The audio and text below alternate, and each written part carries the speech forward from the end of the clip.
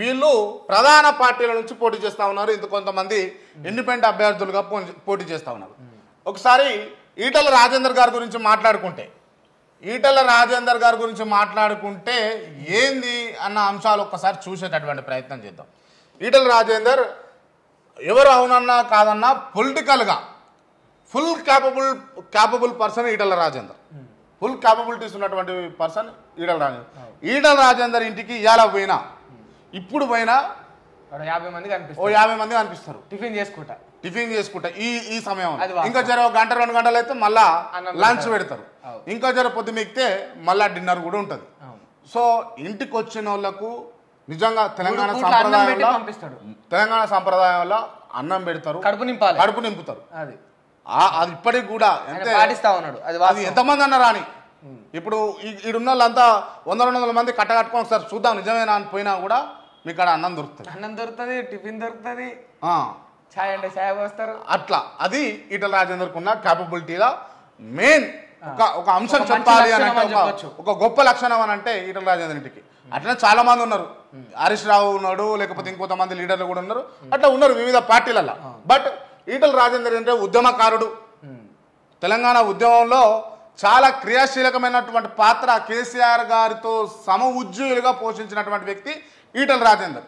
ఈటల రాజేందర్ గతంలో ఆయన చేసినటువంటి పొరపాట లేకపోతే గ్రహపాట తన నియోజకవర్గాన్ని కొంచెం పోలరైజ్ చేసుకోకుండా పొలిటికల్గా తిరగకుండా ఇతర నియోజకవర్గాల్లో తిరగడం వల్ల తను టార్గెట్ చేసి గజ్వేల్లో ఓడిపోయిండు. ఎట్ ద సేమ్ టైం అట్లే హుజురాబాద్లో కూడా ఓడిపోవాల్సి వచ్చింది. ఎందుకంటే స్టార్ క్యాంపెయినర్గా అసెంబ్లీ ఎన్నికల టైంలో అన్ని నియోజకవర్గాలు తిరిగిండు. సరే ఆయన ఆ 2 నియోజకవర్గాలుగా పరిమితమై ఉండి పని చేసుకుంటే అప్పుడే గెలిచినోడు కావచ్చు, ఎమ్మెల్యేగా ఆడనో ఈడనో ఎన్నో కాడ గెలిచినోడు కావచ్చు. బట్ ఏంటి అంటే కేసీఆర్ మీద కోపంతోటో లేకపోతే బాధతోటో లేకపోతే కేసీఆర్ మీద నెగ్గాలన్న ఏమంటారు పగతోటో నిలబడ్డాడు. కాకపోతే ఓటమి పాలయ్యిండు గజ్వేల్. సో ఇది ఈటల రాజేందర్ ముచ్చట. బట్ ఇప్పుడు మల్కాజ్గిరిలో ఏం నడుస్తూ ఉంది అని అంటే రాయుడి లక్ష్మారెడ్డి హవా నడుస్తూ ఉంది. రాయుడి లక్ష్మారెడ్డి హవా నడిపిస్తూ ఉన్నాడు. ఎట్లా అనంటే నేను లోకల్, ఈటల రాజేందర్ లోకల్ కాదు, సునీత లోకల్ కాదు, నేను లోకల్ అంటున్నాడు. అదేదో నాని సినిమా ఉంటుంది చూసిరా, నేను లోకల్ అని. నేను లోకల్ వాస్తవానికి ఒక 30-40 ఏళ్ళ నుంచి అక్కడనే ఉండినటువంటి వ్యక్తి రాయుడి లక్ష్మారెడ్డి. రాయుడి లక్ష్మారెడ్డి కూడా చాలా కష్టపడతా ఉన్నాడు. అక్కడ కూడా కాంగ్రెస్ పార్టీలో తను క్రియాశీలకంగా పనిచేసిండు. ఉప్పల్ నుంచి అసెంబ్లీ ఎన్నికల్లో పోటీ చేయడం కోసం టికెట్ ఎక్స్పెక్ట్ చేసి ఈ ఒక రకంగా చెప్తే కాళ్ళకు బొబ్బలు వచ్చేటట్టు తిరుగుతూనే ఉంటాడు. ఆయన ఎప్పుడు ప్రజలలోనే ఉంటాడు, ఎప్పుడు ప్రజలతోటే మమేకమై తిరుగుతూ ఉంటాడు. ఏదో ఒకటి చేస్తూనే ఉంటాడు. కుటుంబీషన్లు అంటాడు, లేకపోతే ఏంది ఈ పిల్లలకు ఎవరైతే నిరుద్యోగులకు జాబులలో పెట్టిస్తానంటాడు, కంప్యూటర్ ట్రైనింగ్ అంటాడు. కంటి ఆపరేషన్లు అయితే ఉప్పల్ నియోజకవర్గంలో ఎంతమంది కంటి సమస్యతో బాధపడతారో వాళ్ళ కిమ్స్ హాస్పిటల్ సారథ్యంతో వాళ్ళు మొత్తం సర్వ్ చేస్తూనే ఉంటారు. ఏది ఈ కంటి ఆపరేషన్లు కంటద్దాలు ఇవ్వడంలా ఇట్లాంటి చాలా చేసిన లక్ష్మారెడ్డి కూడా నేను లోకల్ అనేది ఒకటి. ఇప్పుడు ఆయన కాంగ్రెస్ పార్టీలో ఉండి మొత్తానికి ప్రజలకు సేవ చేయాలనుకుని చాలా మమేకమై ప్రజలతో తిరిగిండు. ఇది కూడా ఆయనకు వెచ్చంగా అయ్యే అవకాశాలు ఉన్నాయి. ఎవరికి? రాయుడి లక్ష్మారెడ్డికి. ఈ రాయుడి లక్ష్మారెడ్డి కాంగ్రెస్ పార్టీ నుంచి బీఆర్ఎస్లోకి వచ్చిన అంశం తెలిసిందే. బీఆర్ఎస్లోకి వచ్చిన తర్వాత నిజంగా ఆయనకి ఇప్పుడు ఎంపీగా నిలబడేటటువంటి అవకాశం బీఆర్ఎస్ పార్టీ కల్పించింది అని అంటే నిజంగా నమ్మినోళ్లకు చేస్తుంది అన్న అంశంలో వాళ్ళు ఆడ మాట నిలబెట్టుకున్నారు. ఎందుకంటే ఏం తప్పిదాలు చేసారో తెలియదు కానీ ఈ ఓటమి పాలైన తర్వాత బీఆర్ఎస్ చాలా మెచ్యూర్ గా వ్యవహరిస్తా ఉంది. బీఆర్ఎస్ పార్టీ కావచ్చు, బీఆర్ఎస్ లీడర్లు కూడా కావచ్చు, కొన్ని విషయాలలో అన్ని విషయాలలో అని మేము అనడానికి లేదు. రైట్, ఇది రాయుడి లక్ష్మారెడ్డి అంశం. ఇక సునీత గారికి వస్తే వాస్తవానికి ఒక రకంగా సునీతను ఇప్పుడు కాంగ్రెస్ పార్టీ మోసం చేస్తా ఉంది. ఈమెకు చేవేళ్ళ టికెట్ ఇస్తే కళ్ళు మూసుకొని ఇంట్లో చెదర కప్పుకున్నా కూడా వీళ్ళు ఓట్ల నాడు పోయి జస్ట్ అమ్మ మాకు ఓటేయనంటే ఓట్లు పడేటటువంటి అవకాశాలు వీళ్ళకు.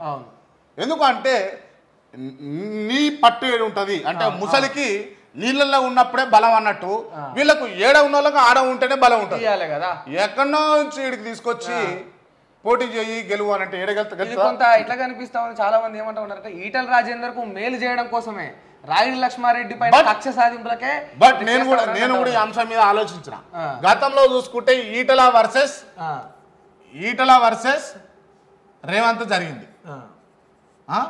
దీంట్లో ఎటువంటి తప్పుదం లేదా? కళ్ళల్లో నీళ్లు పెట్టుకొని రేవంత్ రెడ్డి మాట్లాడిండా అన్నాడు. కానీ ఇక్కడ నిలబెట్టింది ఏంటంటే వీళ్ళు అంటే ఇప్పుడు మీ ఇంటి ముచ్చట అనుకో, మీ ఇంట్లో నువ్వు నిర్ణయం తీసుకుంటావు, మీ ఇంటి పెద్దకి చెప్తావు. ఇప్పుడు వీళ్ళది కూడా కాంగ్రెస్ వాళ్ళది ఏంటంటే రేవంత్ రెడ్డి నిర్ణయం తీసుకుంటే సరిపోదు, ఏఐసిసికి చెప్పాలి, ఏఐసిసి పెద్దలు ఆమోదించాలి, వాళ్ళు ఆమోదించినట్టు ఈయన ఒప్పుకోవాలి, ఈయన ఒప్పుకున్న తర్వాత క్యాండిడేట్ ఒప్పుకోవాలి. ఇదంతా పెద్ద కథ. మరి వాళ్ళైనా కూడా గెలిచే స్థానాలు అప్ప చెప్పచ్చు కదా. వాళ్ళకి ఏం తెలియదు. ఇక్కడ నుంచి కొంతమంది పైరవికారులు రిపోర్ట్ పంపిస్తారు, గేమైతే గెలుస్తట్టుంది అని అనగానే ఆహా గెలుస్తా టిక్. అది గ్రౌండ్ లెవెల్ లో రిపోర్ట్. అదంతా ఏం లేదు, ఫైరోవి కాంగ్రెస్ అని అంటే ఫైరోవి అని చెప్పేసి కొంతమంది అంటా ఉంటారు. వాస్తవానికి మరి అది అవునా కాదా అని ఇటువంటి సిచ్యువేషన్లు చూసినప్పుడు అర్థమవుతా ఉంటుంది. సో మొత్తానికి కాంగ్రెస్ పార్టీలో ఫైరోవి అన్న అంశము అన్ని చోట్ల కాదు.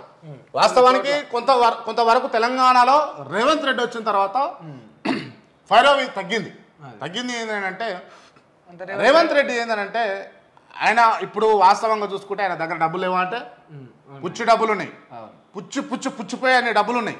మూటలు కట్టి నాకు తెలిసి సజ్జల మీద ఇంట్లో వేయొచ్చు, అన్ని పైసలు ఉన్నాయి. పేరు లేదా అంటే రెండు రాష్ట్రాల్లో రేవంత్ రెడ్డి అనే తోడు తెలవనోడు లేడు అన్న పేరు సంపాదించుకోండు. ఇప్పుడు దేశం దిక్కు కూడా పోతా ఉన్నాడు. బట్ ఇప్పుడు రేవంత్ రెడ్డి కావాల్సింది ఏంటంటే పదవి కావాలి, తెలంగాణ ప్రజలకు మంచి చేయాలని తపన ఉన్నది వాస్తవానికి రేవంత్ రెడ్డికి. సో రేవంత్ రెడ్డి కష్టపడతా ఉన్నాడు. రేవంత్ రెడ్డి ఇప్పుడు డబ్బులు లేక రాజకీయాల్లోకి వచ్చారనుకో డబ్బులు సంపాదించుకుంటాం, పేరు లేక రాజకీయాల్లోకి వచ్చారనుకో పేరు సంపాదించుకుంటాం. ఈయన కానీ డబ్బులుండే పేరుండే ఇంకేం సంపాదించుకుంటాడు?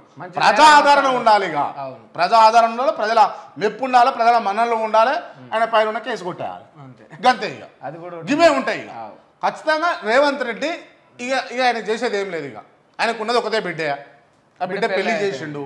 ఆయనకు పెద్దగా ఏదో పెద్ద ఆయన సంపాదించుకోవాలి, కొడుకులు ఉన్నారు, వాళ్ళకు దాచిపెట్టాలి అన్నది కూడా లేదు.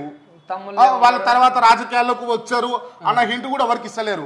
క్లియర్ గా ఏందని పేరు కొండలరెడ్డి వాళ్ళ సోదరులందరికీ కూడా మీరు పొలిటికల్ గా ఇన్వాల్వ్ కాకండి అని చెప్పేసి ఆయన చెప్పుకున్నాను, గతంలో చెప్పిండు.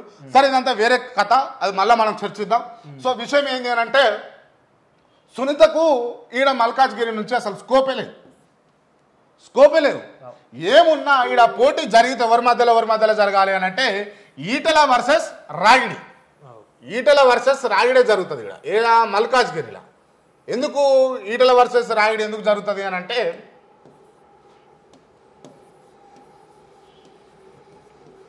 ఈటల వర్సెస్ రాగిడి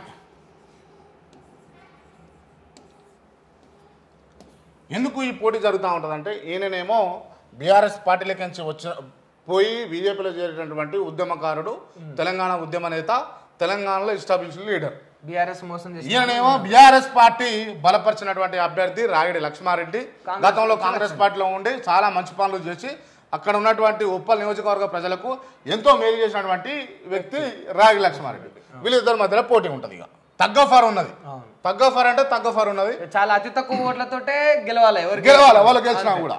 సో వీళ్ళిద్దరి మధ్యలో ఎవరు గెలుస్తారు, మీరు ఎవరు గెలుస్తారు అని అనుకుంటున్నారో ప్రజలారా మీ అభిప్రాయాన్ని కామెంట్ రూపంలో వ్యక్తపరచండి. ఇది మల్కాజ్గిరి పరిస్థితి.